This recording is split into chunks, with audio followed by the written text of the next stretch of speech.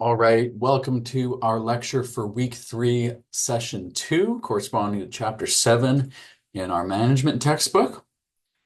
This is going to be one of our uh, more involved lectures. There's a number of concepts that we're going to go through here. I'll try to optimize the um, desire to get through it concisely, but also explain the concepts with enough detail so you guys have something to work with and can hopefully understand them a bit better.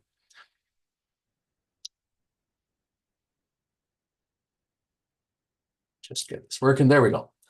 So we will be talking about strategy today, business strategy and strategic management.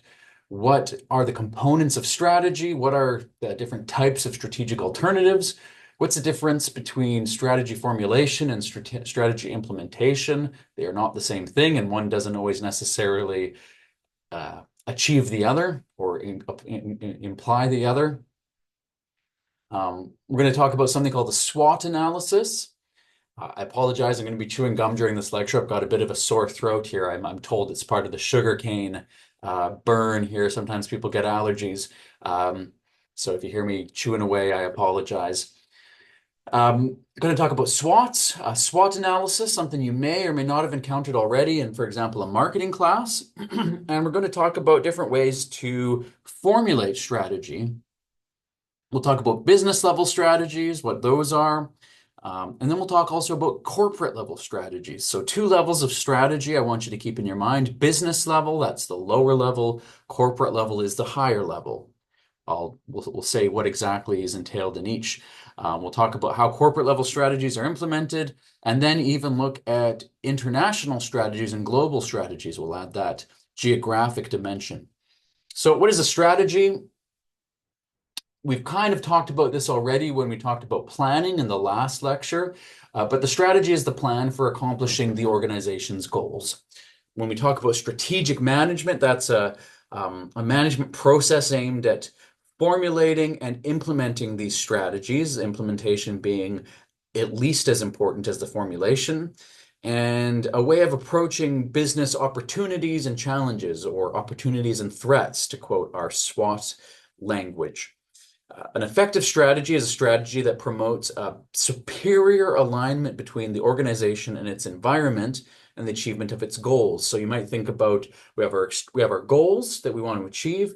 We have an external environment that we looked at in the first week, what's going on around us and what's the competitive nature of our industry. And then we have within the organization a set of resources, human resources, tangible resources, intangible resources. And how can we best align our resources in the firm to our external environment in a way that achieves our goals? That's what is an effective strategy accomplishes. So what are the components of strategy? Well, it is all about really how are we going to achieve a distinctive competence. A distinctive competence is a strength, an organizational strength that will confer on us some kind of competitive advantage. It's not enough just to be competent in the things everyone is competent in. That's kind of like sometimes we call that the table stakes or the hygiene factor. It's not enough to have good hygiene to get most jobs. You have to do extra. It's not enough just to show up to get the job. You have to go further. You have to distinguish yourself and have a distinctive competence. The scope, so that's what is our distinctive competence going to be? That's that first component of the strategy. The scope, where are we going to compete? And the most important part of that really is, well, also where are we going to not compete? It is part of our strategy. And how are we going to distribute our resources across the firm to meet the different opportunities and challenges in our environment? Most large firms, I think this should say, not most firms are small businesses. But if we think about your big firms that we're all familiar with, the Walmarts and the Apples of the world, the Fortune 500 sort of companies, will have both a business level strategy and a corporate level strategy. The business level strategy, I'll actually reverse these. The corporate level strategy, you might think about it as, well, where do we want to compete? What businesses do we even want to be in? Let's say that we have a portfolio of businesses, and corporate strategy is about, well, do we want to enter any new businesses? Do we want to divest any of those businesses? Which ones do we want to invest in more? Which ones do we want to maintain? So the key part here being several industries, right? We're in several different industries or lines of business at the same time in several markets. And how do we want to do that? How do we want to manage our operations and yeah, what are our strategic alternatives? The business level strategy then, okay, well, within each of these industries that we've identified, and I do think you could probably reverse these a bit, just in terms of which comes first. Once we've decided where we want to compete, well, how do we want to compete or conduct our business in that particular market that we've chosen as part of our corporate strategy? So two levels. Where do we want to compete? So you might think about this as the where and how much. I'm not going to write it all out with my mouse because it'll take too long, but where and how much. And this is maybe the how aspect.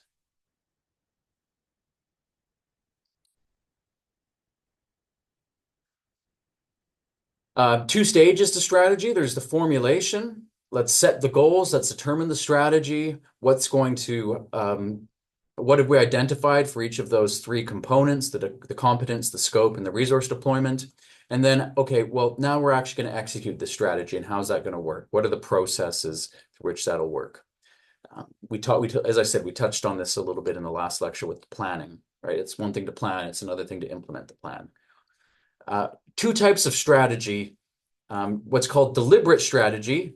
This is the stuff that actually went into the plan, you might say, plan of action towards specific goals that we've chosen ahead of time. And then there's the emergent strategy. So it's rational, systematic, and planned. The deliberate strategy still I'm talking about here, sorry. And then the emergent strategy is, it's what emerges. Okay, well, what do we actually end up doing? What are the things, what we've said, this is our plan we wrote down, but, money talks, right? Are we walking the walk? Are we investing as if this was our strategy? Are we acting as if this was our strategy? Are we doing something slightly different? Or maybe the situation has changed and we adapt to that situation. So it can be simply in the absence of missions or goals. Maybe we just didn't create a deliberate strategy. In that case, it's going to be 100% emergent. If we didn't have this, then it's going to be 100% emergent. But maybe we did have a deliberate strategy, but nevertheless, the situation on the ground changed, new competitors entered the market, new technology changed the way we compete. And so we allocated, or just we didn't, our initial plan, we got more information and discovered we needed to change it. So we did it differently, even though we'd initially chosen a different strategy. So even though we hadn't explicitly chosen this strategy, this is what we ended up doing. So sometimes maybe what ends up our realized strategy is the combination of these two. So I'll just summarize that here as R, realized strategy, equals D, deliberate plus emergent, right? And essentially you might say that if you want to do some algebra here, not that you need to, our emergent strategy, our E, is therefore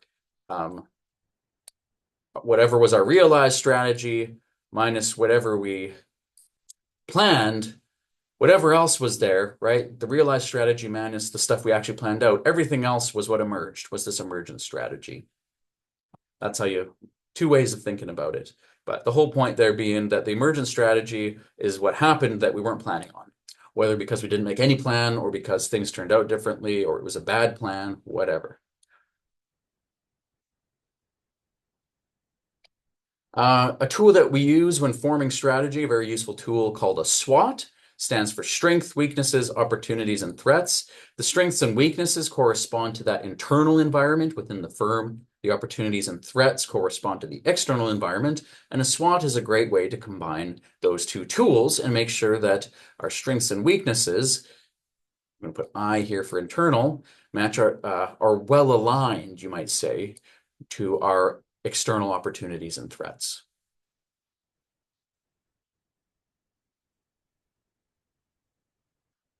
Yeah. And so with a SWOT analysis, it can help you evaluate which is the strategy that best exploits the opportunities and strengths, aligns opportunities to strengths, and vice versa, while neutralizing threats. How can we avoid or mitigate the impact of any threats we've identified? And how can we either formulate a strategy that's not going to rely on areas in which we are weak, uh, and if we can't avoid it, if our strategy requires us to rely on some areas in which we're weak, well, how can we manage that? Maybe we can outsource to areas of weakness. Maybe we can implement a plan to manage those weaknesses and make them less weak or even turn them into strengths. And a SWOT helps us conceptualize all these four areas and do those things. Here's an example of a SWOT analysis and how it plays a part in the strategic planning process. We have our mission.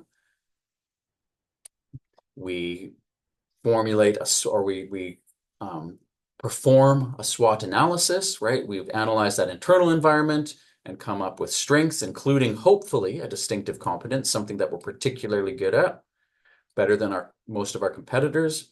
We've also identified our weaknesses, and we've analyzed the external environment for opportunities and threats. And from there, we formulate what will hopefully be a good strategy. It'll support the mission of our company. It'll exploit the opportunities and strengths, neutralize the threats, and manage. It says avoid, but I'd say or manage/mitigate. I'm not going to write the whole thing out. Manage or mitigate our weaknesses.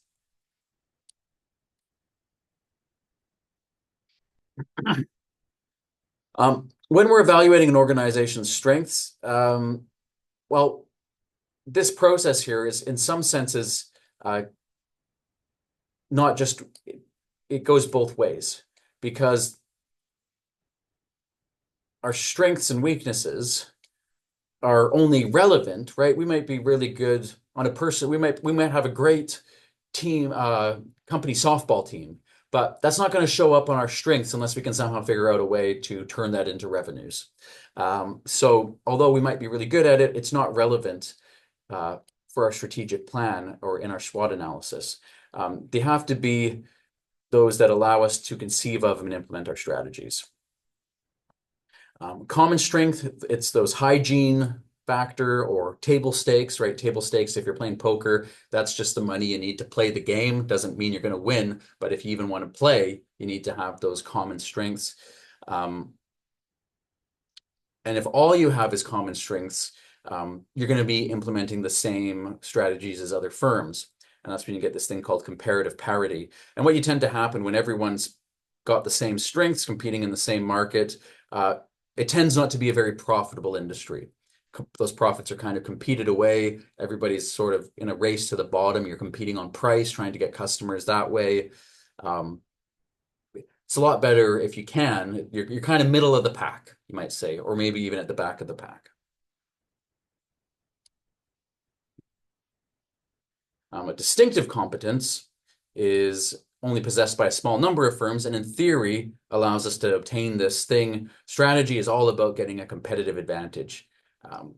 And how do you know if you have a competitive advantage? Well, you should be able to measure it in one way or another. You should either be improving your profitability, right? Your bottom line. Not always though. Maybe it's a growing market, so you're reinvesting that. So you're not terribly profitable, but you're growing your market share.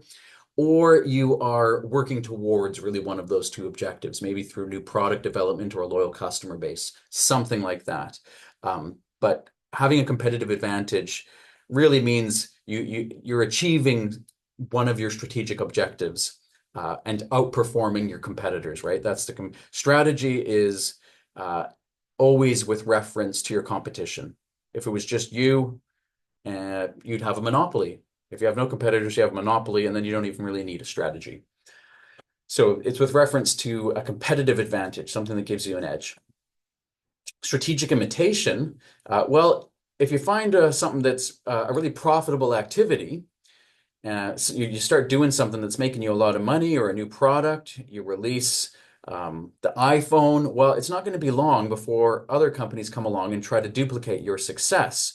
And because they want a piece of the pie. So maybe Samsung comes along and creates a product very similar to the iPhone.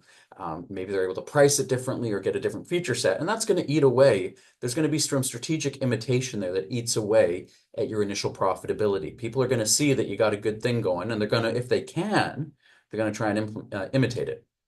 Now, whatever exists, whatever competitive advantage you still maintain after all the attempts at imitation have ceased, that's what we call a sustained competitive advantage. And really, this is, I said all firms want a competitive advantage. Really, what you want is a sustained competitive advantage, right? You don't just want to invest a ton of money in a new drug that as soon as it hits the market gets imitated, or a new product that as soon as it hits the market gets imitated. You want to have some aspect of that that can't be imitated easily, that you will be able to continue deriving value from that long into the future. Oh, do this way. There we go. Well, so that's how we evaluate our strengths. Is it a common strength? Is it a distinctive competence? And we'll know if it's a distinctive competence or how easily can it be imitated? Is it imitated easily? How much of a sustained competitive advantage does this strength or set of strengths confer on our firm? Now, what about weaknesses? A weakness is, again, we might have a very bad company softball team, but that doesn't really matter in terms of our SWOT analysis unless it's causing us to fail in our strategic objectives, which probably aren't related to softball. It can be often one of the great difficulties in performing a SWOT analysis in an actual firm is that nobody wants to talk about to focus on the weaknesses of the firm, especially maybe if there are weaknesses in areas of the firm that are above you in the organizational hierarchy. Maybe you don't want to criticize your boss or the CEO or the way that you are doing things or some initiative. And also, we're human beings. We're reluctant to admit that we maybe aren't as good as we think we are, or there are areas that we need to improve. Two ways to address weaknesses. We can modify our mission to be better aligned with just our areas of strength. If we're not particularly good at manufacturing, but we're really good at marketing, maybe we can outsource the manufacturing and just focus on marketing products that other people manufacture for us. Or maybe we can invest in these strengths. Maybe we can acquire a firm that's really good at manufacturing that will bolster us in that area. Well, that's risky because unless we're able to incorporate that knowledge and those skills, we'll just be wasting our money and we'll kill the firm we buy as well or destroy the value. Or maybe we can implement a plan to not acquire a new firm, but improve our own operations in that area. What's a comparative disadvantage? That's anything that makes us worse than the people we're competing against. If we have a disadvantage in our industry, it's something that's sort of hampering the achievement of our strategies. Maybe we have a poor advertising function. So we have really good products, but we can't figure out, we're making terrible ads and it's harming our brand. Or we have a great product, but we can't get it to market because we can't access the right distribution channels. Those would all be things that are weaknesses that give us a competitive disadvantage. And that's the marker or the measure by which we assess our weaknesses. Weaknesses are only relevant in as much as they disadvantage us against our competition. Bad company softball team, not a big deal, unless it decreases morale or something, which has an indirect effect. Moving from the internal environment to the external environment, what is an opportunity in our SWOT analysis? Well, it's an area in the environment, the external environment, that if we exploit could generate higher performance, an area that we think we might be able to achieve a sustained competitive advantage in. We have these resources, we have a distinctive competence. Well, now we need to find an opportunity to apply those to and hopefully achieve this sustained competitive advantage. What's an organizational threat? Something that would hinder our ability to achieve a competitive advantage, or maybe even lead to a competitive disadvantage. So the polar opposite, if you like. So these are all the components of a SWOT analysis. Let's move on now to concepts or names for different strategies or different types of strategies that have been identified. One of the great, we've already talked about this guy, Michael Porter, Harvard strategy professor, when we talked about Porter's 5 forces. Well, Michael Porter said, really, once you've identified your strengths, your weaknesses, your opportunities, threats, once you've done this SWOT, then you have really 3 options. They exist on a spectrum, right? There's shades in between, but really you're going to choose one of 3 strategic positions in your market. You can try to compete on differentiation, pursue a differentiation strategy. This is where you're trying to distinguish yourself from your competitors through quality of your product or services. Easiest example of this would be luxury goods.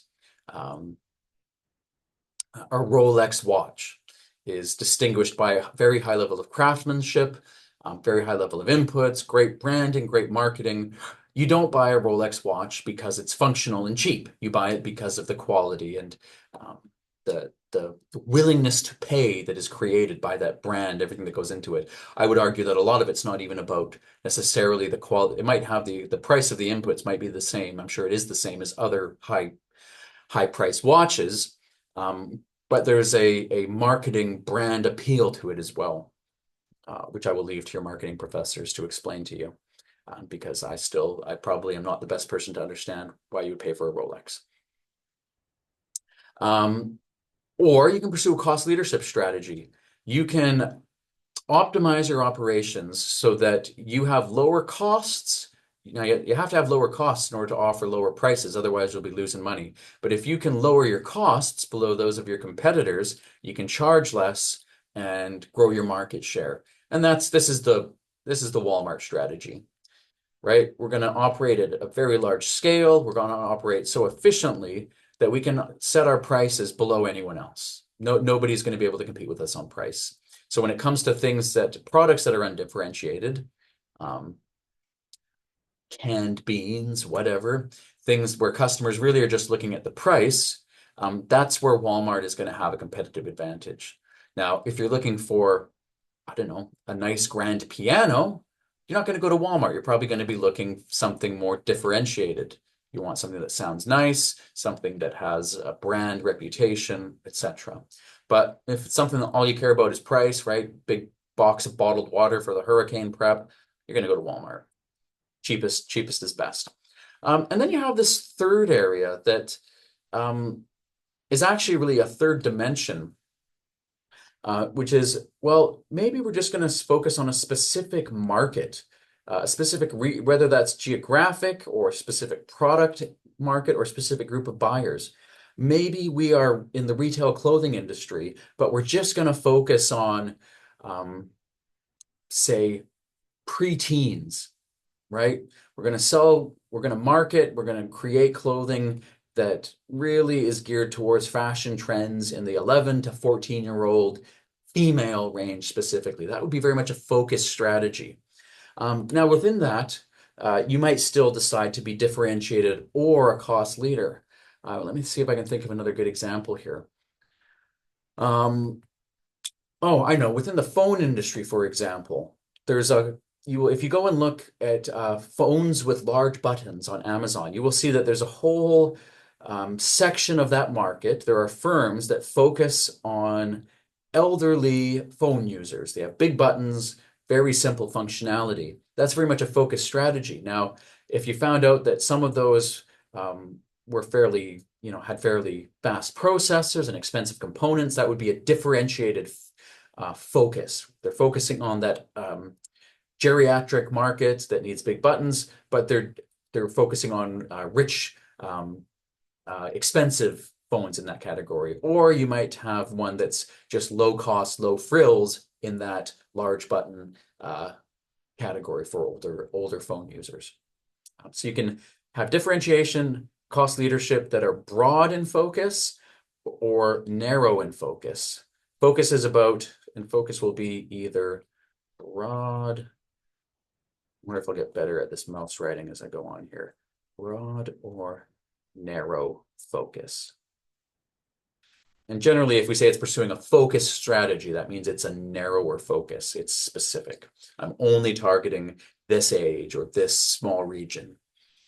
I'm going to open up a Cajun shrimp po' boy restaurant. I'm probably, I might focus on the Cajun sort of South Louisiana area first and cater to local tastes rather than doing something more generic like McDonald's. So that's Michael Porter's generic strategies. There's also another typology by Miles and Snow, and they said, well, you have your prospector strategy. That's a strategy where you're always sort of innovating. I would say this is the innovator strategy. You're always looking for a new product, a new market, a new opportunity. This is a creative strategy. It encourages creativity, flexibility, decentralized. I would say this is like Elon Musk's companies, right? Let's go into space, or let's launch some satellites for internet, or let's create a cyber truck. I feel like he's always looking for, same thing with Richard Branson, right? These entrepreneurs that are always looking for new business opportunities that are quite unusual. I think Tesla released a robot recently, and before that, Elon Musk had something called the Boring Company, which was doing tunnels for underground rails, high-speed rails or something, and they came out with a flamethrower, right? Completely sort of off the wall. Obviously, they had a decentralized decision-making structure. People were being allowed to come up with their own ideas and research. A defender strategy implies that you've chosen your market, and now we're just gonna we've staked our claim, and we're going to try and defend this and grow within this small space. That might be something like, let's say that you are in you're Ford and you want to focus on that F-150 market, right? That segment there. You've decided as part of your strategy that you want to continue to be the number one selling truck. Well, in order to do that, that's a defender strategy. Now, it doesn't mean you just sit there and do nothing, but it means that you're scanning the competition, assessing their moves in that area. You're staying in the same area and trying to maintain an advantage. You're maybe looking at different features that you could add, but the innovation that's happening is all towards defending that position. There's an analyzer strategy. This kind of does both.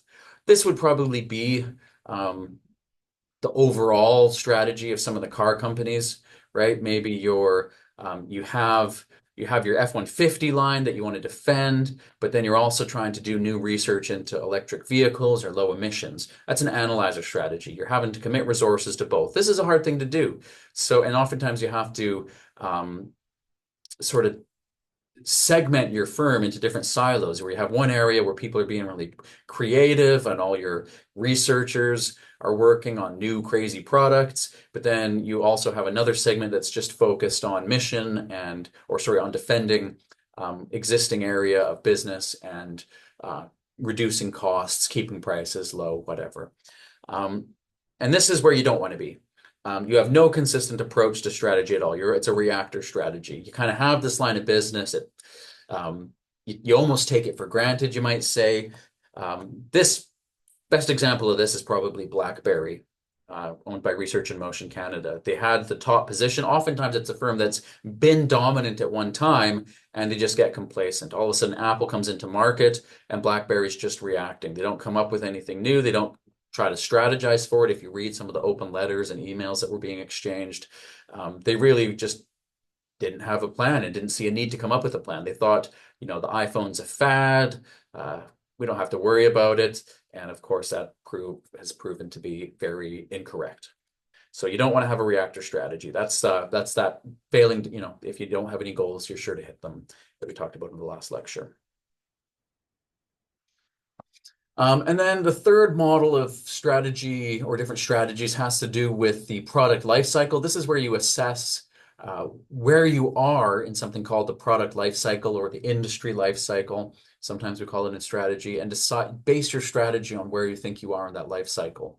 Jump ahead a couple slides here. This is a picture, a graph indicating the product life cycle, and the two main axes here, and the main characteristic is the way that sales increases and then decreases over time. So early on in the product life cycle, the early stage is characterized by high sales volume increases. People are buying the product for the first time. The second generation is coming out with big product improvements. New features are being added regularly. New innovations are happening related to this product. And eventually, though, it hits it kind of stabilizes.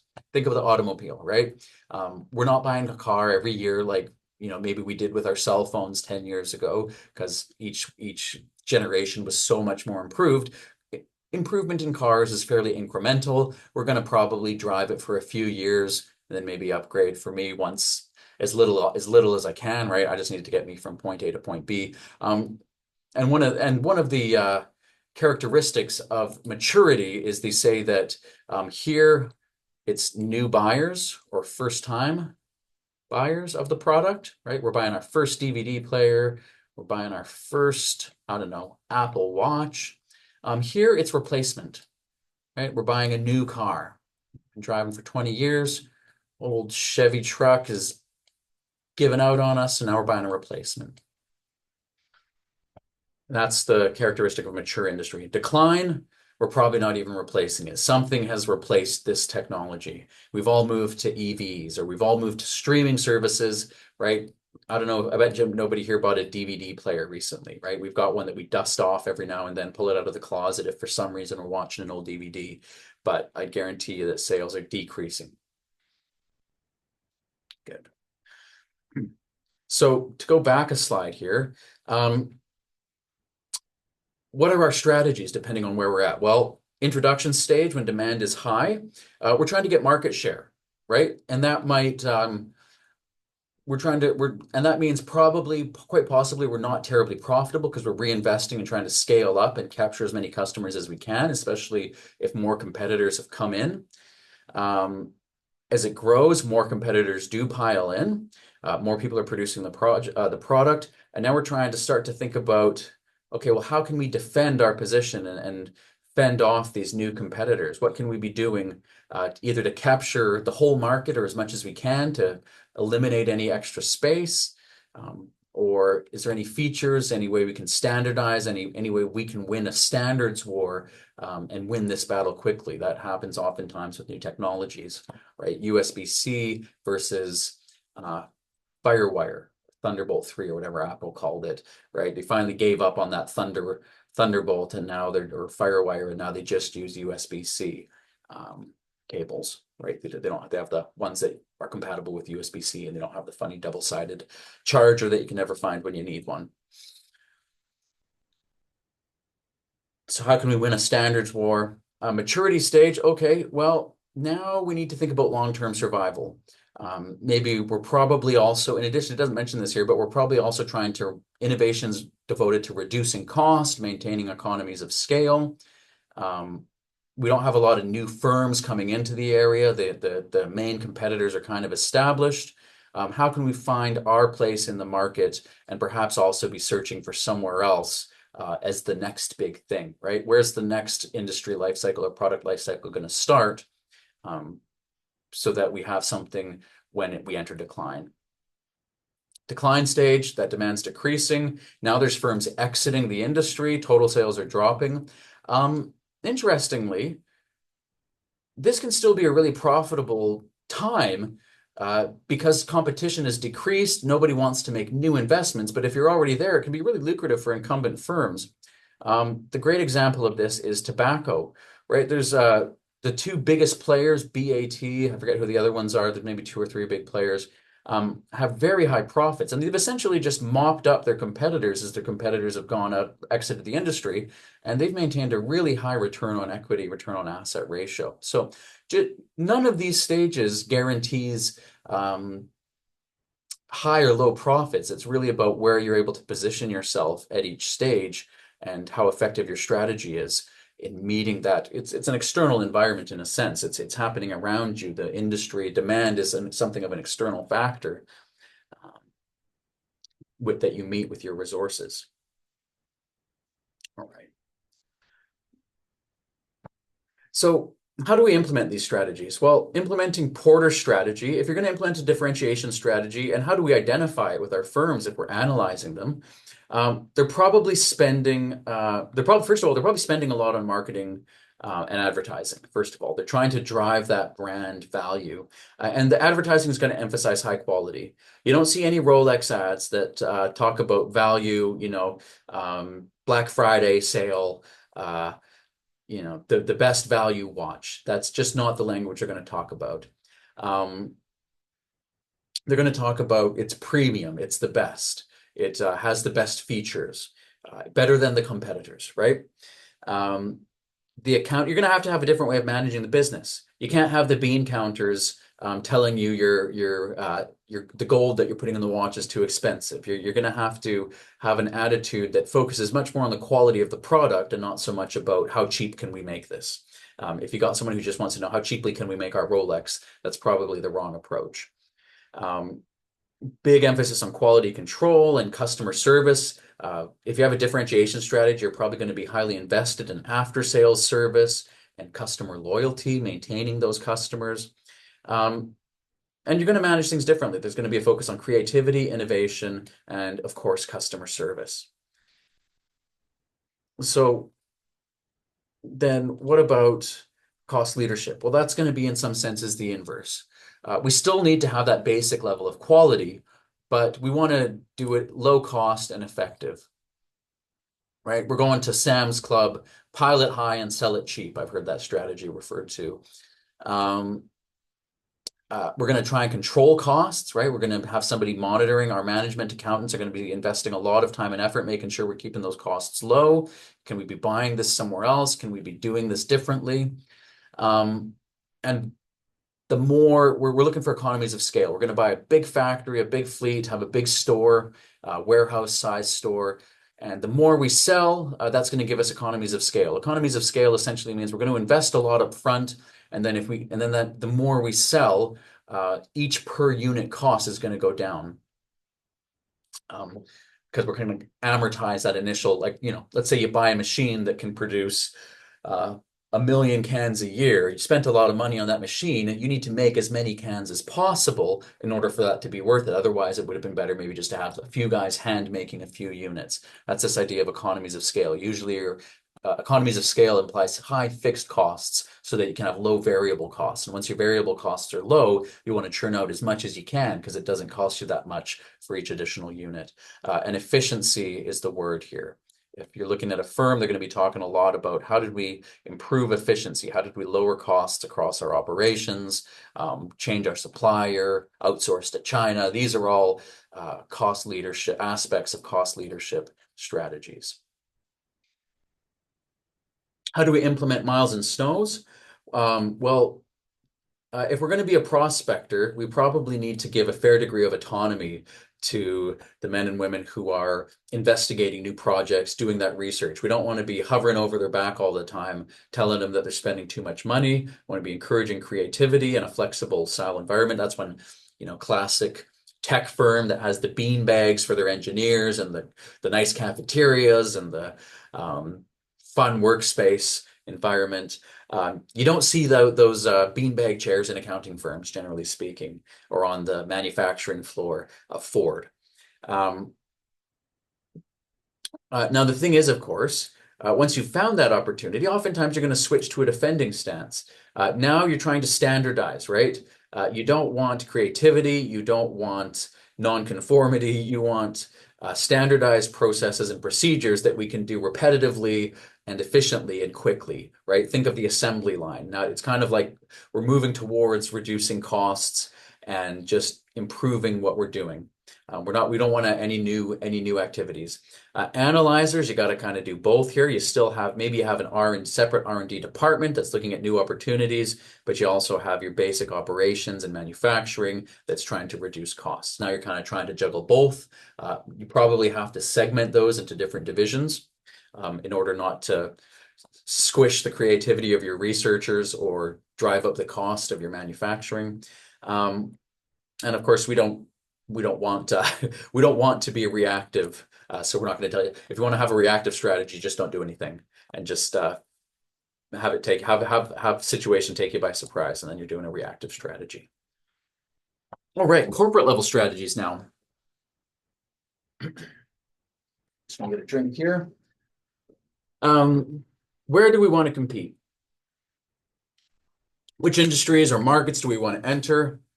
And the language we talk about here, really, there's two aspects. There's diversification, and there's also, I'd say it's a slightly different concept, but this textbook talks about them, sort of talks about integration within the conversation about diversification. But basically, I like to think about it as a horizontal, diversification is horizontal, right? Which industries, which of these different industries do we want to be in? And then integration is vertical, and they call it vertical integration, right? Do we want to, within the industry that we've chosen, do we want to forwards integrate or move downstream towards our customer, or do we want to backwards integrate towards our input and our suppliers? So two dimensions of corporate scope, I'd say. So I would just call this, and we often just call it corporate scope. Vertical scope, horizontal scope. H.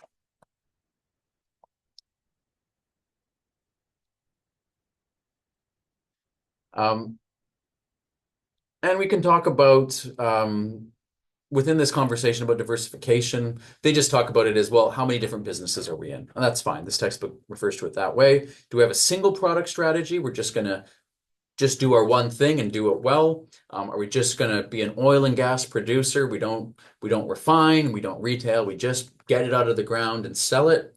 That's a single product strategy. Do we want to do some related diversification? Let's say that we manufacture athletic shoes. Well, maybe we want to do some casual lines of shoes as well. Maybe that might be related diversification, or maybe we want to move into handbags, right? It's still fashion. Related versus unrelated diversification is a bit of a gray area, right? How much different is casual shoes versus sports shoes? How different is handbags versus wallets? Bit of a subjective decision there, but generally speaking, there's going to be some connection in some respect. Completely unrelated diversification, that would sort of be like, we're going to sell cars and we're going to sell, I don't know, going to open up a daycare, right? What's the connection there? Pretty tenuous. Generally speaking, with related diversification, somebody can see some kind of connection. Oops.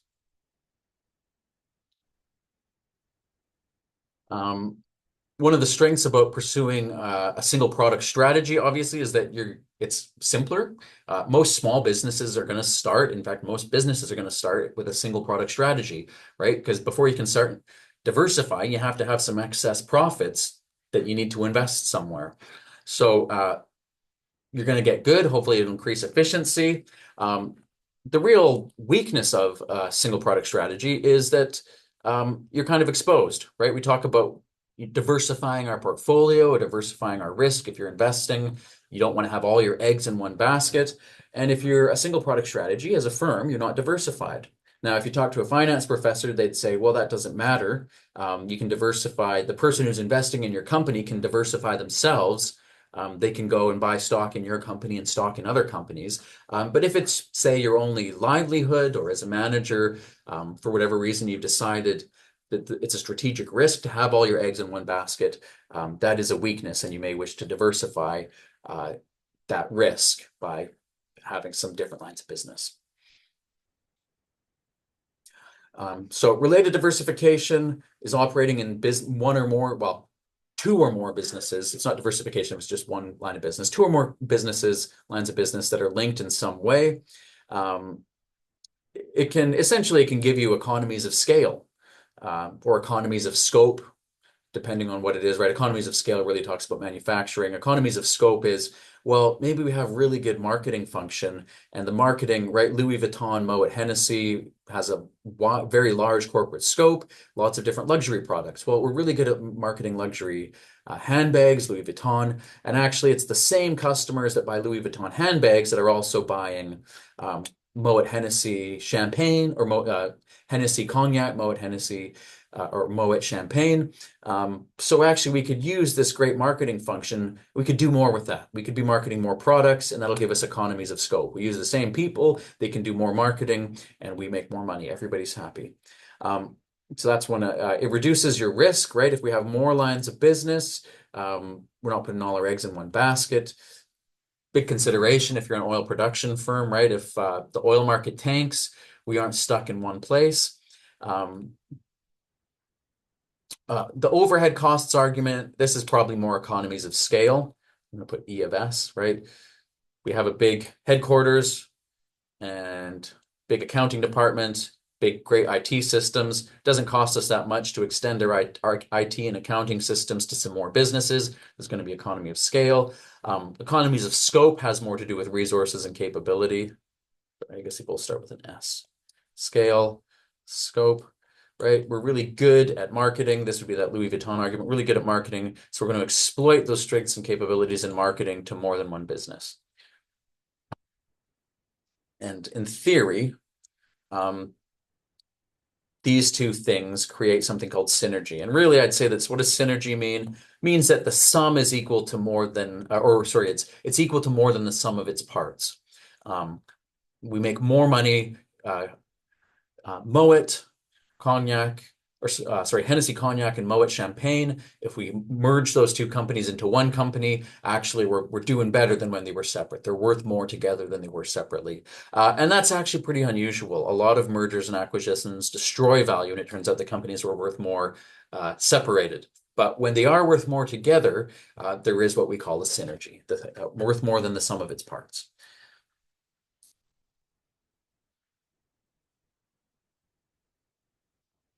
Unrelated diversification. Now we're going to operate in multiple businesses that have no apparent logical association. Really, the main benefit here is going to be risk reduction, right? If the industries are completely different, then theoretically they have different business cycles. There's no reason why they're all going to tank together. Also, part of that diversification means that if one of the businesses is really high growth, we can invest in it more and bring up the whole portfolio. The disadvantage is when it comes to unrelated diversification, usually it's a bad idea. Otherwise, we'd call it related, right? There'd be some economy of scope, some kind of synergy. Oftentimes, it just becomes too complex. The manager who's been managing one line of business doesn't really understand the unrelated business. They need to be managed differently. One of them really requires a creative, autonomous, decentralized management culture. One of them requires a very standardized, centralized management culture, and they just don't fit together. You read about it in the business press all the times, mergers and acquisitions that are announced, and as soon as they're announced, the stock dips. Probably the market's often right about these things. So the 70s was a big time for unrelated diversification. You had all these CEOs of huge conglomerate groups that it was a time of prosperity for these firms, and they just wanted, obviously, you have a couple options if your firm is making some great profits. You can invest them into the current line of business if it's growing. If it's not growing, then you have two options. You can give it back to the shareholders, or you can go and find something to buy. It turns out CEOs don't really like giving money back to shareholders. They'd rather grow their own empire because if they give it to the shareholders, they don't have control over it anymore. If I buy another company, well, now I'm the CEO of a $2 billion company instead of a $1 billion company. Surely I deserve a bigger salary. Whereas I just give it back to you guys, well, I don't get to play with it anymore, right? So always beware, I would say, of unrelated diversification. Book on this that was made into a movie. Famous book is called Barbarians at the Gate, and it's about Nabisco, the company that makes shredded wheat and Oreos, buying a tobacco company, and it was very much the connection was very tenuous, and it was a disaster. But really interesting insight into the psychology of everyone involved, especially the egos of the CEOs. All right, now talking about integration. So integration, that's that vertical dimension. Integration is by definition related because we already have a relationship. Either they're our suppliers or they're our customers. So backwards integration means that we decide we're going to go into business doing something that we used to pay our suppliers for. We're going to become our own suppliers in this area. A great example might be Apple deciding that they're going to make their own CPUs with Apple Silicon. We don't want to buy them from Intel. Intel's ripping us off. We're going to backwards integrate and start making our own CPU chips. Forwards integration, so backwards integration, moving back towards our inputs. Forwards integration, we're moving forward towards our customers. So this would be, and I don't know when they did it, maybe they've always done it, but let's say that Apple doesn't have any retail stores. They're just selling through Best Buy and through other stores, Nordstrom, and they say, no, we're going to open up our own Apple stores, which they have, and sell directly to the customer. That would be them forward integrating into retail. If an oil producer, someone who's maybe producing oil, decides they're going to start refining, they're moving forwards towards the end customer. That would be forward integration. Even though they're not dealing with the customer yet, they've moved closer. That's forward integration. They used to sell it to the refineries. Now they're doing the refining themselves. Lots of great examples out there.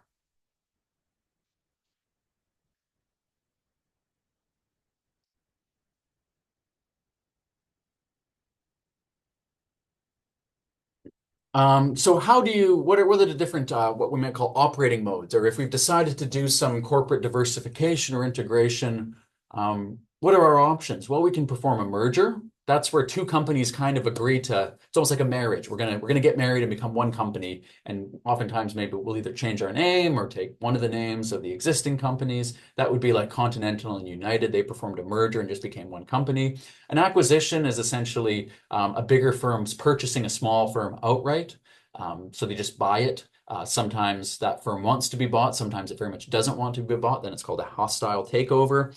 And usually the firm that's been acquired, their kind of brand identity may disappear. Not always. They may keep it sort of at arm's length and continue to operate it in a decentralized way, but sometimes they'll completely just take the assets, take the staff, and you're just part of our company now.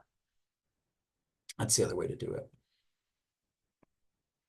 So let's look now at some ways to analyze corporate strategy and particularly analyze a portfolio of firms. Assuming that your firm has a portfolio of different lines of business and industries, how can we analyze that? Two tools we're going to look at. Both of them were promoted by competing consulting firms. So you had Boston Consulting Group came out with something called the BCG matrix. And then this GE Business Screen is another one, and it was actually promoted by McKinsey as well. It doesn't mention that here, but McKinsey is another consulting firm, business consulting firm. So McKinsey wasn't going to use the BCG matrix because it was proprietary, so they had to come up with their own idea, which they implemented with General Electric. BCG matrix takes this format. You have two variables. It's the simplest to implement because it's basically you just go and find the number. What's the rate of growth for our industry, and what's our market share of that industry, right? So it assumes that you have multiple businesses. So let's say, I don't know, let's say that we're like Unilever, and like maybe we have toothpaste. We're the market leader in toothpaste. I don't know who their toothpaste company would be, but let's just say we have a line of toothpastes, and we have pretty high market share, but the toothpaste market's not really growing that fast. There's no new toothbrushers coming into the market, right? Everybody brushes their teeth. But we have high market share. So it's probably churning off a bunch of profit for us. Great. And we're going to hold. H is hold. We're going to hold this line of business. We like it because we're going to milk it. It's the other word we use, right? You milk. That's why it's called a cash cow. You're going to milk the cash cow. Now let's say we have some other product. Growth rate is high, but we don't currently have a big market share. I don't know. Let's say that we're still Unilever. Let's say that this might be smart or fitness watches, fitness wearables. I'm just completely making these examples up. I have no idea if they're in this line of business. Fitness wearables. The market for fitness wearables is growing, but currently we have almost no market share. What do we do with this? Well, in theory, if we can, we want to invest into it and move it over to this next category, which is stars. Stars is markets that are growing, market growth rate is high, and we have a big market share. So we want to keep growing our share with the market. If we stop growing if we stop growing, we're going to lose market share. The market's growing. If we don't grow with it, we're going to lose market share. So this also we want to invest, right? And we're going to take money, if we have it, from these cash cows and invest it here and invest it over here. And then there's this sad category here of dogs. The market's not growing and we don't have a big market share. The theory is, right, it's a dog. We've got to take old Yeller out back and put her down, to be perfectly brutal.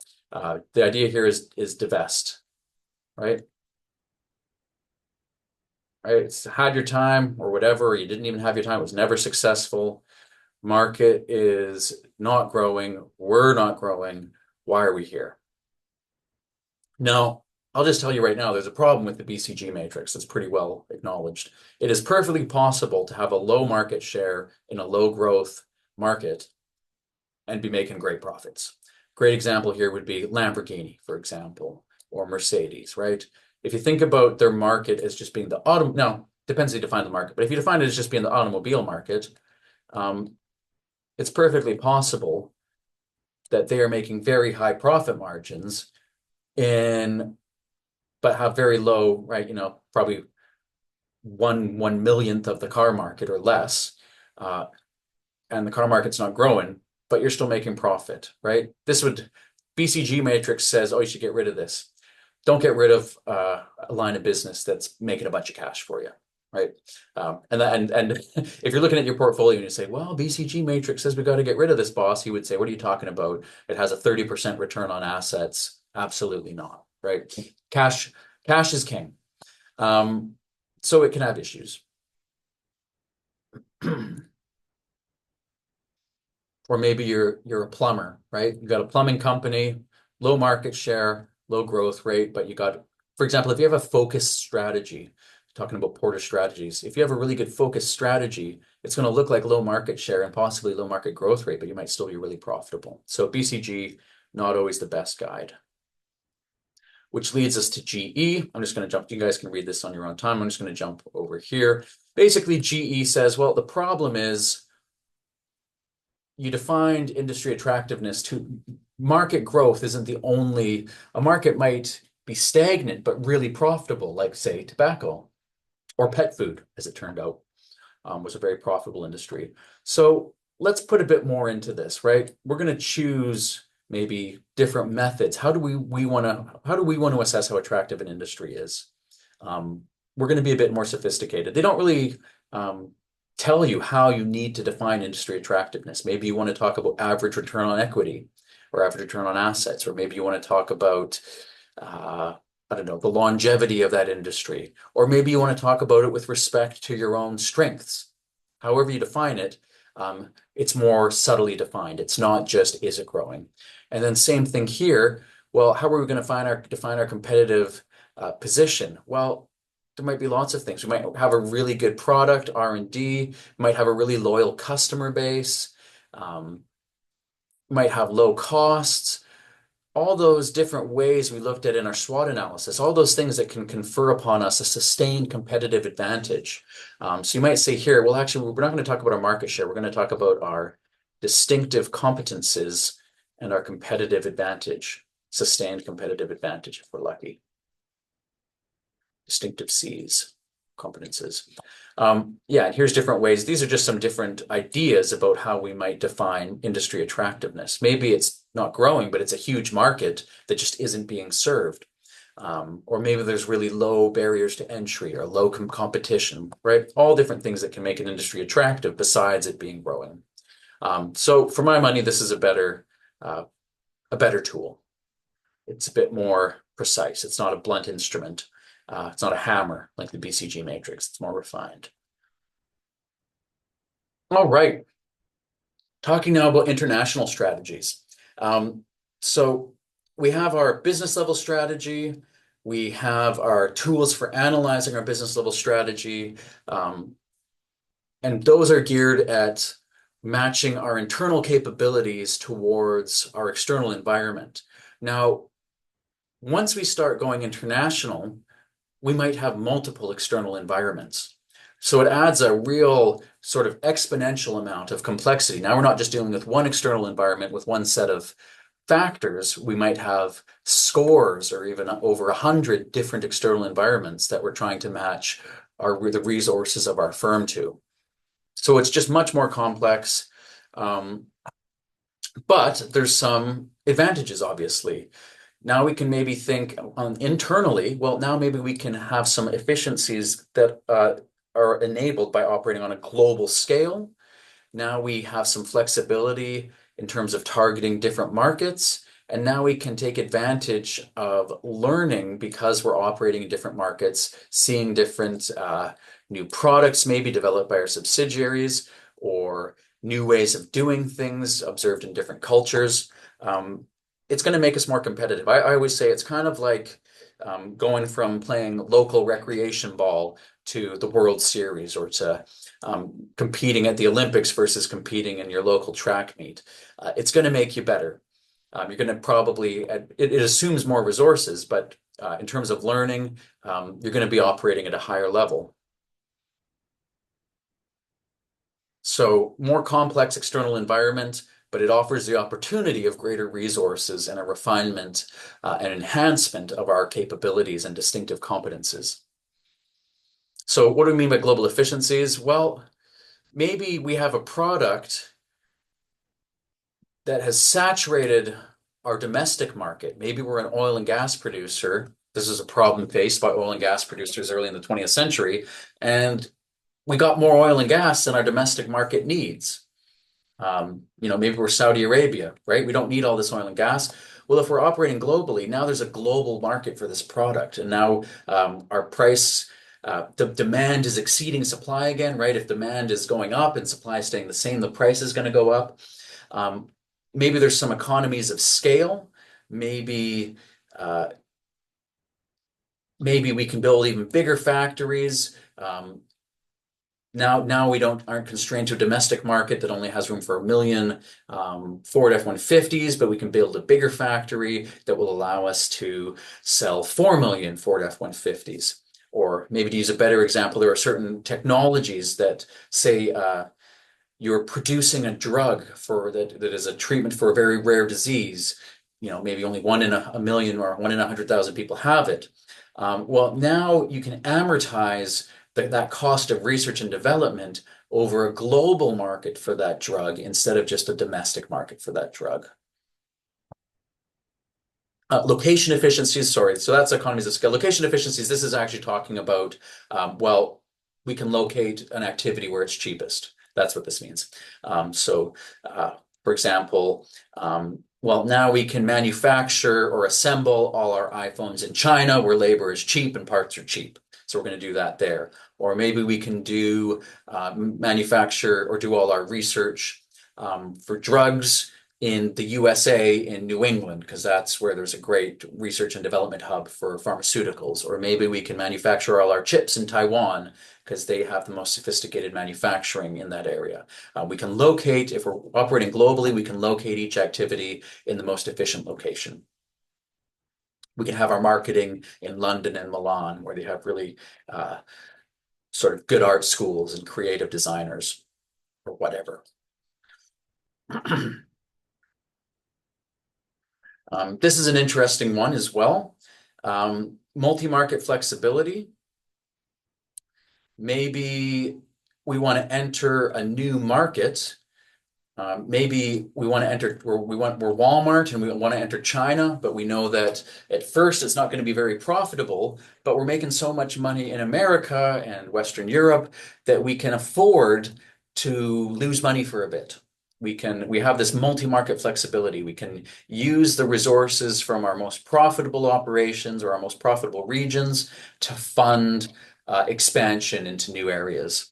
And then worldwide learning. We're going to open up a shop in Singapore, and they have really good universities there and really advanced researchers, and we're going to hire some of them. And now we can, that knowledge is going to come into our company and we can spread it throughout the firm. I think I remember reading that the Swiffer wet jet, that mop and the duster were invented by a Japanese subsidiary and then incorporate it into the rest of whichever firm it was, Unilever or whoever, whatever household goods conglomerate owned it. So that invention from Japan, where they had sort of this research happening on these products that were popular locally, they said, "Hey, this is a really good idea. I think it would work in our other markets," and now it's available globally. So more people, more ideas, all interacting will lead to more good ideas, hopefully, that can be dispersed throughout the global network.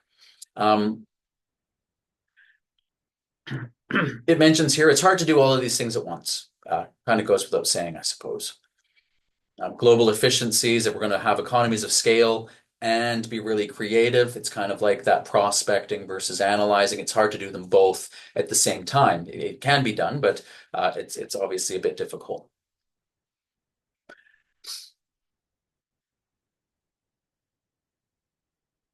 When we talk about international business, there's really a few different ways of doing that that have been identified, or a few what you might call approaches for strategy. The home replication strategy is just we're going to take what we're doing it at home and do the exact same thing in our host market. Trying to think of an example of that. Um, I mean, in some areas this works. Maybe if you think about, um, we're going to take our our French cheese that people really like, and we're just going to open up a similar operation. People like it. People like its French character. They buy it. They like it. We don't need to change it. That's probably not a great example. Maybe the iPhone, right?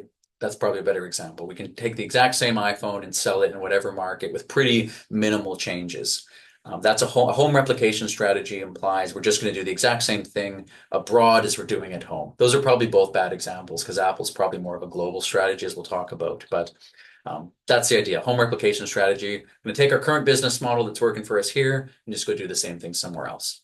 Um, Maybe a better example would be something like Louisiana chicken. What is it? Popeye's Louisiana chicken. We have that in Canada. It's exactly the same as the ones you guys have here in Louisiana. It works. People in Canada love the Popeye's Louisiana chicken. So they've just taken that Louisiana recipe, that Louisiana way of doing things, and replicated it in Canada. That's a better example of a home replication strategy. A multi-domestic strategy, the idea there is we're going to really, every country we have operations in is going to be very locally uh, customized. Um, so a big example here, with service industries, that may be pretty common, right? Maybe we're running a hotel chain or something that's going to really emphasize local customs and local cuisine, and really wherever you go, it's going to be a very unique, locally flavored experience. It's not going to be standardized across all markets. It's going to feel very local. Um, Global strategy is kind of like the home replication strategy in that you're going to just do the same thing everywhere. But in this case, it's not necessarily what you're doing at home. You just see all the markets you'll be operating in internationally. You kind of just choose whatever you think will work in the most locations. So this tends to be the case with standardized or commodity products. The Apple iPhone, that's probably a better example of a global strategy. They just say, okay, what's going to sell the most, taking the whole world as one market. Which product should we standardize and just sell it as our product, and it'll do the best, not necessarily the best in the USA where our home operations are, but it'll just sell the most internationally. That's a global strategy. So the similarity there with global strategy and home replication is you're doing the same thing everywhere, but in home replication, it's what you started doing at home. Global strategy, it's what's just going to work the best globally, irrespective of what we do at home. Cool. That wraps up our second lecture here for week 3. I will see you in lecture number 3.